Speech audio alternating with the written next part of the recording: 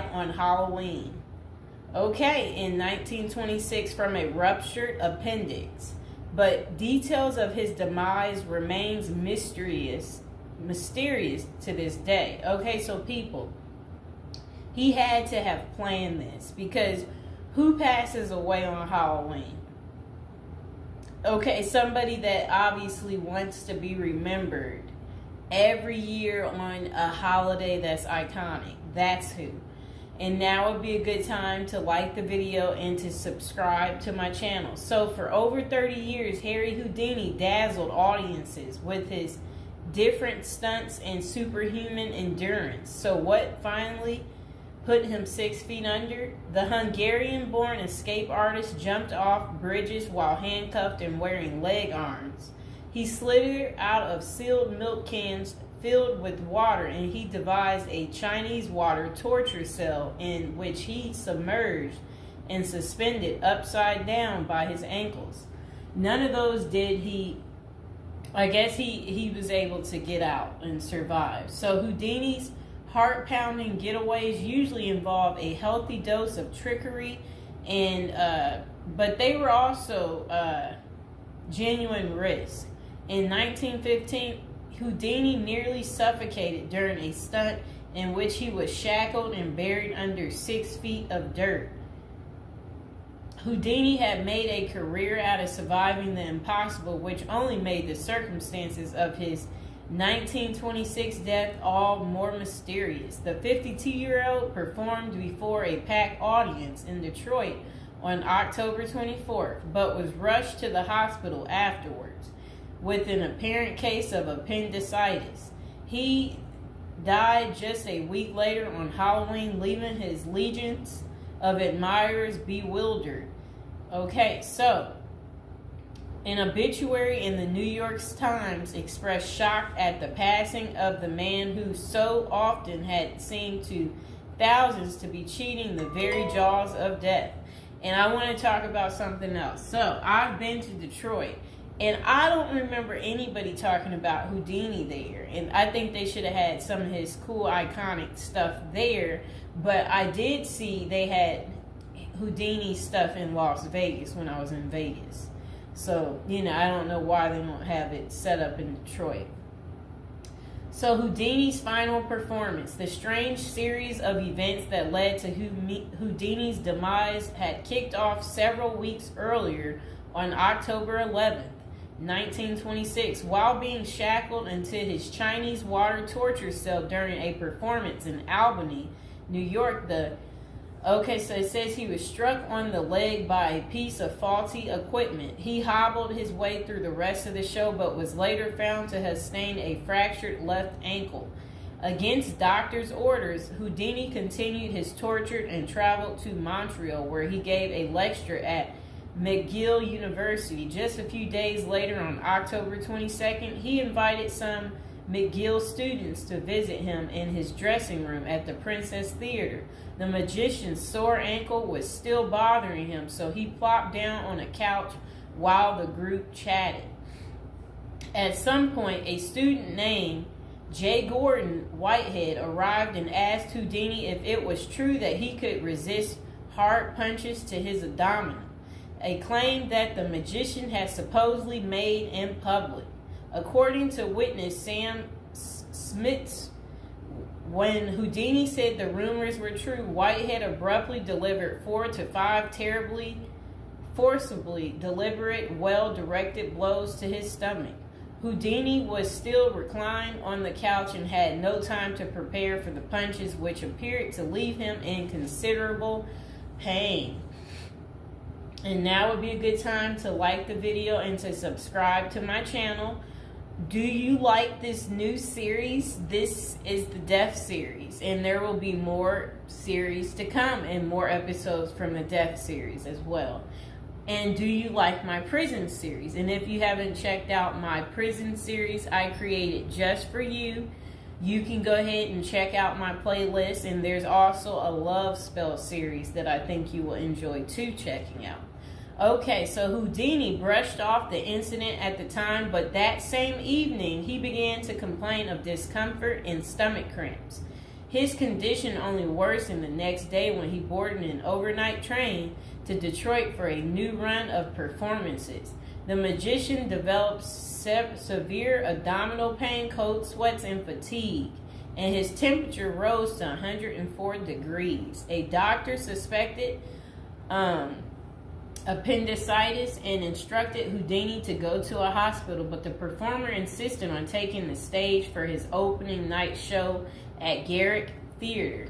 Isn't that really funny? He still wanted to work even though he wasn't doing so well. Okay, he proceeded to struggle through his routine before collapsing immediately after the final curtain. The show would be Houdini's last. The same night, he was taken to a Detroit hospital and prepared for surgery. Doctors successfully removed his appendix, which was found to have ruptured several days earlier, but it had already poisoned his insides. Despite a grim prognosis, the magician clung to life until October 31st, when he died with his wife Bess and his two brothers by his side. The official cause of Houdini's death was listed as peritonitis caused by a ruptured appendix. At the time, the magician's doctors firmly believed that the illness was the result of so I guess some guy had given him something backstage during an encounter in Montreal. Okay, so such cases of traumatic appendicitis are extraordinarily rare. One study found only a couple dozen instances over a nearly 20-year period, but in 1926 the diagnosis was widely accepted. Houdini's life insurance company was even forced to pay his wife a double for accidental death. Okay, so doubts arise over the escape artist's death. Houdini was laid to rest in Queens, New York. And this is what his little, I never knew that was where he is. Well, there he is right there. Okay, that was his tombstone. Okay, so look, maybe I can put that tombstone as the thumbtack, people. Okay, so Houdini was laid to rest in Queens on November 4th, 1926, but rumors about his unusual death have persisted ever since. Many of the theories tend to focus on the magician's contentious relationship with spiritualism, a pseudo-fed religion whose adherents once claimed it was possible to communicate with the dead through seances and mediums. Houdini, a born skeptic, had spent much of the 1920s on a mission to debunk the spiritualist claims and expose its top psychics as frauds. The crusades earned him several $1 million worth of lawsuits and more than a few enemies, but at the time of his demise, he showed no signs of letting up.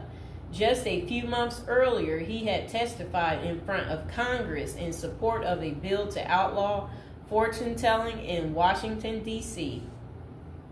Could Houdini's meddling have gotten him killed? In the 2006 biography, The Secret Life of Houdini, authors William Kalash and Larry Sloman contend that the magician's death may have been a carefully planned assassination by members of the spiritualist community. If one were to suspect Houdini a victim of foul play, they write, then the section of organization crime that was composed of fraudulent spirit mediums must be considered likely suspect. Okay, so Kalash and Sloman argue that the spiritualists had a history of poisoning their enemies, and they note that no autopsy was ever performed to confirm Houdini's death. I wonder why. So his death was actually caused by appendicitis. If someone were hell-bent on poisoning Houdini, it wouldn't have been very difficult, they concluded. Considerable debate has also focused on J. Gordon Whitehead, the McGill student who supposedly delivered the potentially fatal gut punches to Houdini's Montreal dressing room.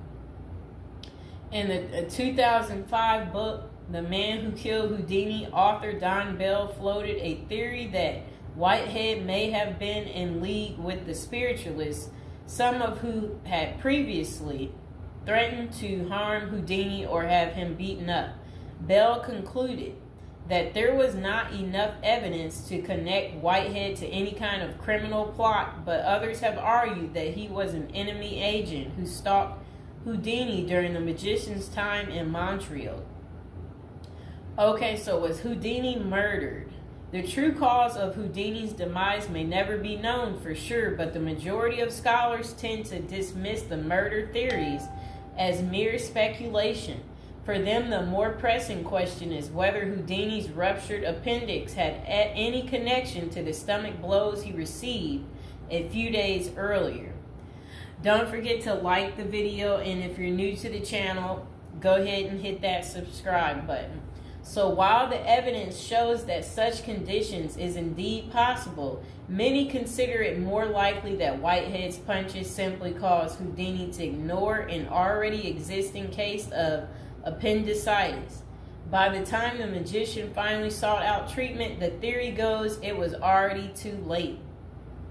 Interestingly, perhaps the most sought after source for information about Houdini's death is none other than Houdini himself in what amounted to his ultimate test of the spiritualist's claims. The magician promised his wife Bess that he would try to communicate with her from beyond the grave. Bess went to hold an annual Houdini seance for 10 years before finally abandoning the search in 1936. Fans and fellow magicians have since made the seance a Halloween tradition, but thus far, the great Houdini's ghost has refused to speak. I wonder why. So I hope you guys enjoyed hearing about